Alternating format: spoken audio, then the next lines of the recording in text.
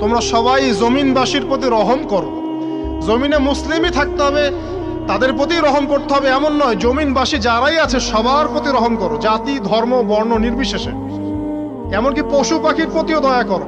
ইরহামু মান ফিল আরদ, জমিনে যারা আছে সবার প্রতি রহম করো। ইয়ারহামুকুম মান ফিস সামা, যিনি আসমানে আছেন তিনি তোমাদের প্রতি রহম করবে ইনশাআল্লাহ।